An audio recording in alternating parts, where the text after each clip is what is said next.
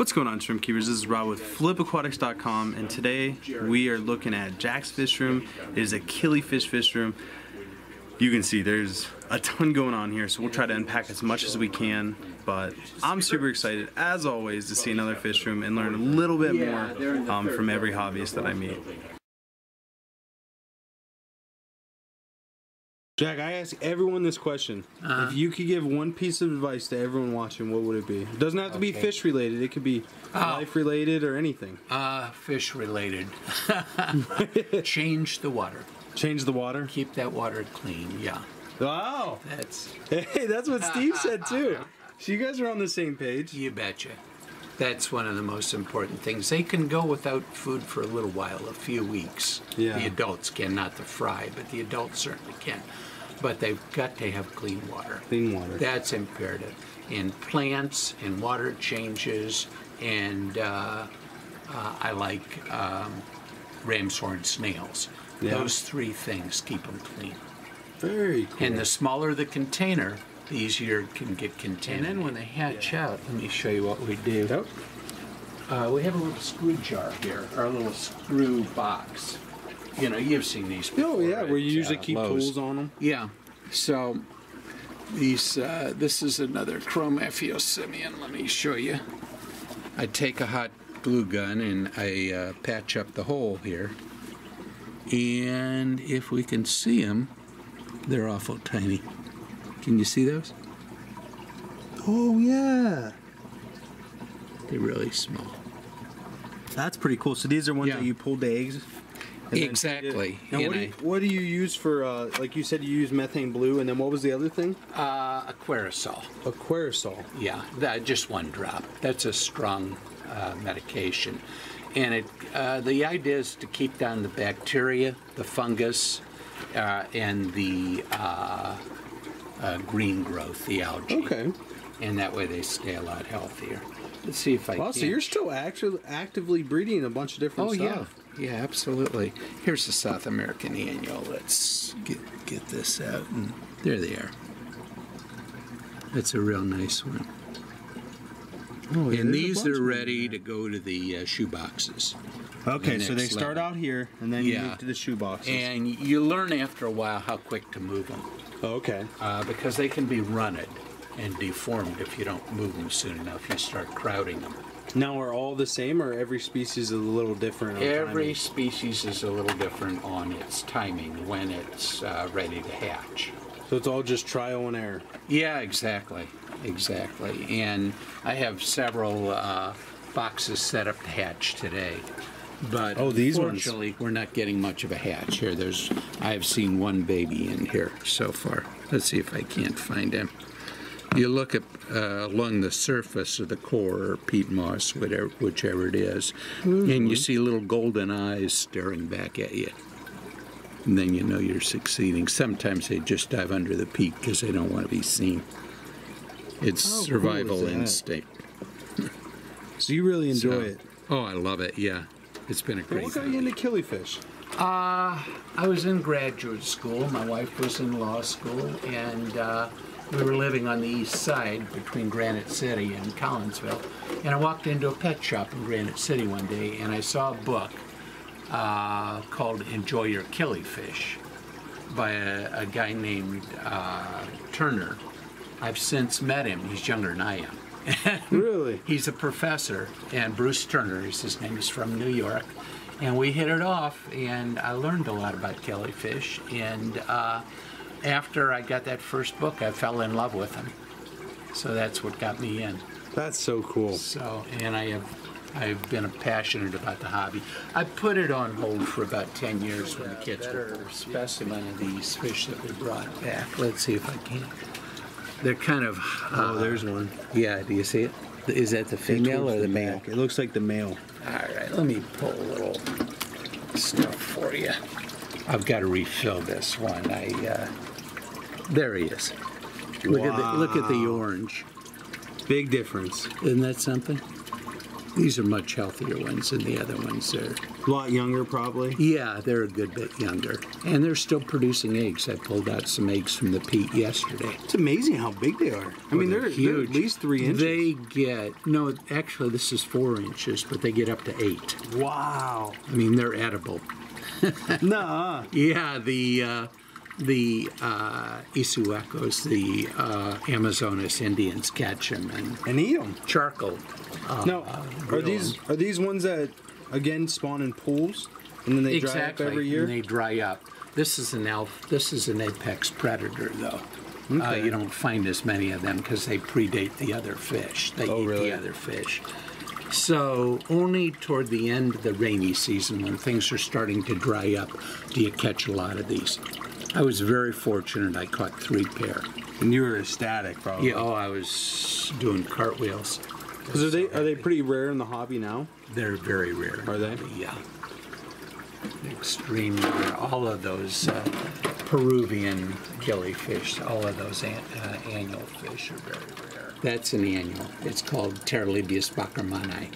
Wow, It's what a fin. from Venezuela. Isn't he something? Oh, yeah. Yeah. How long do these live? A year. And you can keep them much better conditions than they would get in the rainforest, and they'll still only live a year. Isn't that crazy? We treat them well, we fatten them up, they breed like crazy, and they've got a time frame, a year. Just a year. Now these guys I showed you down there have lived a little longer than a year, but you can see what a mess they are. Yeah. You know, their days are numbered, so. Very cool. These the females are tiny compared to the males. Yeah, they are extremely small. Yeah. Now let me show you an annual from the old world, if he's going to show himself. These are the girls. Let me see if I can find him. This is really striking too. Now, Jack, what do you feed all these guys? Feed them freeze-dried food. Here he is. I get freeze-dried krill, freeze-dried shrimp, freeze-dried bloodworms. I mix them up in a blender. I freeze it into cakes, and then I defrost these cakes and baste it in there. Yeah. Very cool. Isn't that something? He's not going to get much bigger than that. This is a small annual killifish from South America, or from Western Africa. Very pretty. From Côte d'Ivoire, or what they call the Ivory Coast. Let's see. That's awesome. Isn't that something? And again, they go into the peat, or the core in this case. I can see this one you just use a bowl. Yeah. They don't like the tall glass.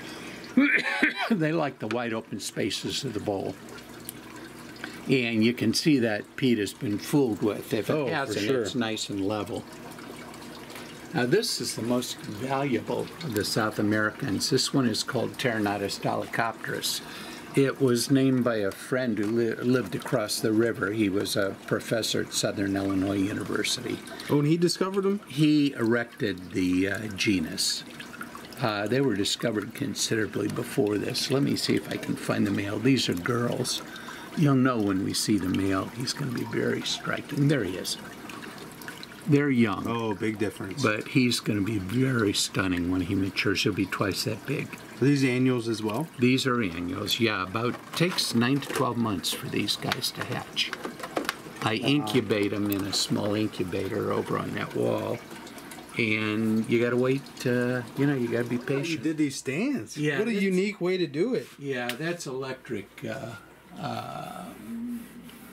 I forget what they call it, but it's used for electric.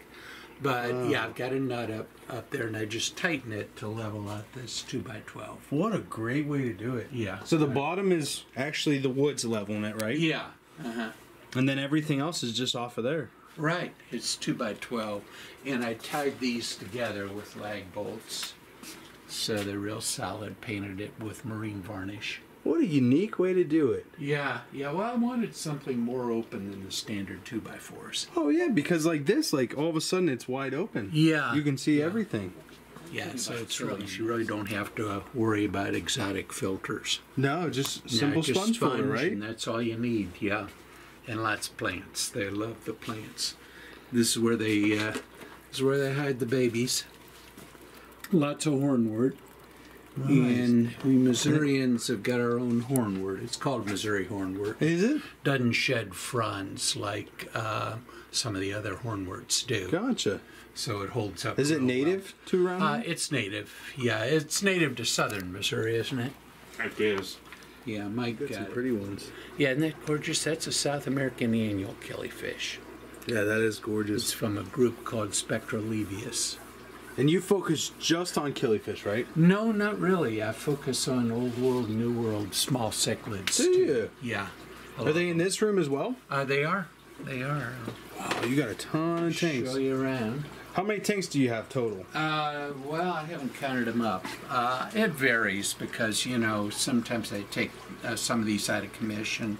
Right now, there's only 2 racks that are in commission. Gotcha. So they're 9 to a rack, so 18 here. These are just like the deli containers? What are we talking about? The tanks. Oh no, they're the lucite tanks that people use for herps and small fish. They're breeding tanks too for these guys. And I can raise them in here. These are Aphyosemion australis, the lyre tail, the golden and lyre tail, which is a real popular fish for beginning killie keepers. Very nice. So we can raise them up here in the beginning, and they get huge. They get real nice if you take them out at the right time and put them in the tins.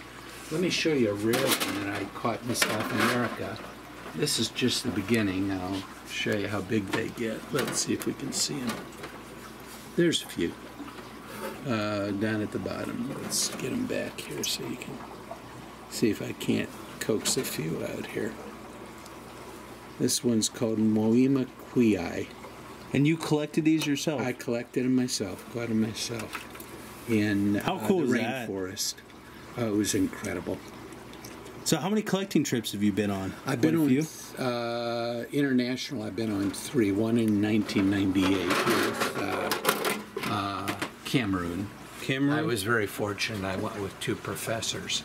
So they knew their stuff. They knew their stuff, but they didn't know the first thing about paperwork. No, and really? I'm a retired federal investigator, so I knew paperwork. So you know paperwork like the back of your hand. Yeah, so I handled the accounting and the paperwork, and they did the collecting with me. That's excellent. So we have a group of fish called HAH 98, Heller, Aspinwall, and Herbeck, 1998. They're a group of African killifish. That you guys discovered? Yeah, well, we caught them and brought them back. We didn't necessarily discover them, but we brought several of them back that hadn't been in this country in many years. That's excellent. And the HH 98 is still around. Is it? And do you have any here? I just lost the last of them. Okay. I'll show you one that I caught, or a similar one. This is actually from Brazil, but it's very similar. Ooh, These are on their killie. Yeah, they're on their last legs. There's actually much better specimens on the other side. That's one that I caught in the rainforest in South America, in the Amazon. Oh, and beautiful. They've got a hole in that lid, and they crawl through the top of that deli container, and they lay their eggs in core, or coconut fiber. Okay. Which is the equivalent of laying it in the substrate in the wild. Yeah. The pond dries out, the fish die, and then the next rainy season comes, and those eggs that have been laid in the substrate hatch out. The next rainy season? Yeah, so in the Amazonas, Indians say it rains fishes in their own language, in Isoaku. Because when it rains, there's fish everywhere. There's fish, and they swear they come from the gods. How cool is that? Yeah, and these are, well-dressed, modern-looking folks, but they still have their beliefs. Yeah. It's interesting. Yeah, it's very interesting. So it's really fascinating stuff. Now, how long have you been in the hobby? I have been in the hobby since graduate school back in the 70s. Wow. Yeah, so. Rookie. Rookie. Yeah, Yeah, you only got 45, 50 years. Yeah, right. Okay, this is the runoff right here? Yeah, you see this, the drain down there? That's a 1 1/4. Where's it 1 at? 1/4 PVC on the floor down there. Oh, yep. And it runs to the back and goes straight down the drain. So these are real simple runoffs. I drill and I put these fittings in that Jerry Jost got for me. Oh, and it just automatically overflows out? Yeah, exactly. Here's the overflow. And what I use to plug those overflows is the slugs from the sponge filters. I get those from Gemco, and I'll show you here. And they build up a little bacteria too. Here's one. Let's see if I can show it to you. Keep from losing babies in the overflow. Oh, just like It's little... just a slug. Yeah, it's just a piece from the... and I get those for about $3 for a great big bag from Gemco. Oh, so cheap as can be. Yeah, they're very inexpensive. And they build up a little extra bacteria, so they're a nice little filter in addition to sponge filter. Flip a switch over here and I'll show you how it works. Got it set up to run here. Okay, it's delivering from the first drum. All the drums are tied together. Okay. And it's 1/3 RO and 2/3 our own tap water. Tap water? Yeah, and I get rid of the chlorine with sodium thiosulfate crystals. Okay. It'll start in just about a second. You'll see it. There it goes. See that? And that's it? Yeah, that's all there is. And when she overflows, it runs through that drain, and I'll show you where it ends up in the back. Right there in the sewer. Simple, right? Yeah, very easy. Have you ever had issues with it or no? I had issues in the beginning because I was using drip irrigation delivery, and that didn't work out for me. So I went to Gemco and I got those little valves, and that plus regular vinyl tubing. And it works wonders. Beautifully, yeah. And it's very tight. These don't leak. Yeah. The irrigation ones leaked like a sieve. Did they really? Yeah, yeah. Now, how long will you do a water change for? 20 minutes. 20 minutes? That's all it takes, yeah, and it's about a 15%, and I do it 3 times a week. 3 times a week? Wow. Yeah, so it's 75%, yeah. That's very cool. So it works out beautifully. These are my, the biggest, this would be the biggest piece of labor. These are very quick. I do them with a Python.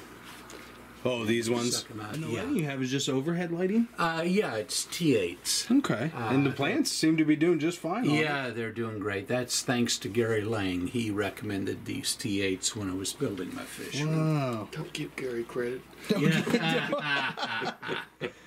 No, he saved my butt a couple of times. He saved my life a couple of times. He does all my photographing when I bring back new fish. Yeah. In our journal, in the American Killifish Association's, what they call the JACA, the Journal of the American Killifish Association, I wrote the article on my last trip, and he did all the photos. That's awesome. So, yeah. A little bit of partnering there. Sure, sure. Yeah, he's a good guy. Yeah, he works We can't give him too much credit, right? Can't give him too much credit. Yeah, he's got it right here. These are daffodils, Neolamprologus, Bishardi. Oh, beautiful. Aren't they pretty? Yeah. And they like a rock cave. So you made one for them. Yeah, and then this one I really love. This is, let's see if I can find them. They're hiding. Probably all in the oh, there's one. These are Geludochromous. And this particular Julie is Ornatus. Ornatus. Yeah, it's one of my faves. And before, I had this pair produced over 100 babies. Wow. So Mike Kelwig sells them all for me. This is another favorite. That's incredible. This is Neolamprologus Lelupe. Let's see if I can get a flash here. Well, there's another one, but look at the gold. Oh, it's beautiful. Isn't that pretty? Now, have you always been into these, or is this something new that you get into? No, periodically I've always been into them. Yeah, you said you usually, every couple of years, you'll kind of switch up what you do. Yeah, right. Well, that's within Killies, but I love the dwarf cichlids from both. These are all Old World that you see here. Yeah. They're Rift Lake. This is Geludochromous transcriptus, I believe. Yeah, although I'm not getting any babies right now.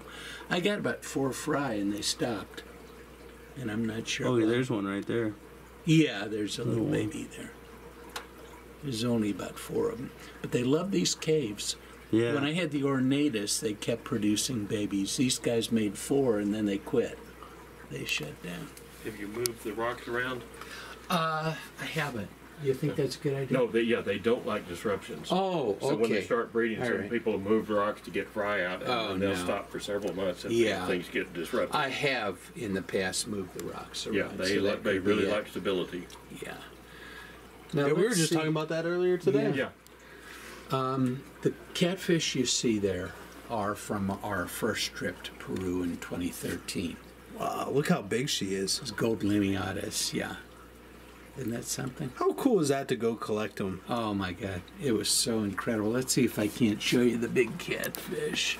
You're going to have to look under the log. There's a huge Plecostomus there. I'm not seeing him right now. He's well hidden. Oh, maybe he's right there in the corner. Yeah. You seeing him? The girls, but is he in the corner over there? I think he might be right here. He likes to come out at night. What's under the filter here? Pardon? What's under the filter? That's the other one. Oh, it's a If you Hoplo or wanna, something. it's a Hoplo, yeah. And both of them are from Peru. These are a couple that got home intact. That's awesome. There's a Hoplo here that I caught in Peru. A Hoplo. Hoplosternus. Isn't that the full I think so. genus? Haplosternus. Now, what are these guys up top?